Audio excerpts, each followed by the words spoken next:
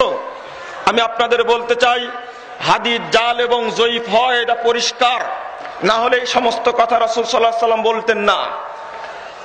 জাল হয় জয়ীফ হয় সেটা আপনাকে প্রমাণ দিচ্ছি। আজ থেকে 1200 বছর পূর্বে একটি গ্রন্থ রচিত হয়েছে, আল আহাদিসুদ দাঈফা ওয়াল বাতিলা। এই গ্রন্থের 51 পৃষ্ঠায় একটি হাদিস রয়েছে।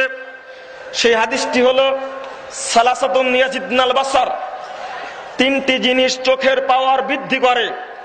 তার মধ্যে হলো আন নাজরু ইলাল ওয়াজহিল মারাতিল হাসানা, অর্থাৎ সুন্দরী মেয়ের চেহারার দিকে, মুখের দিকে তাকালে চোখের পাওয়ার বৃদ্ধি পায়। বলুন, এই হাদিস কি সহিহ হতে পারে? চোখের পাওয়ার বৃদ্ধি হয় সুন্দরী মহিলার দিকে তাকালে। এত বড় জঘন্য মিথ্যাচার শরীয়তের বিরুদ্ধে আর কিছু হতে পারে না। কে আপনাকে শিখালো হাদিস জাল হয় না? নাসিরউদ্দিন আলবানী রাহিমাহুল্লাহ সিলসিলা যঈফার 133 নম্বর এবং 134 নম্বর সিরিয়ালে হাদিসটি নিয়ে আসছে, আপনি দেখতে পারেন।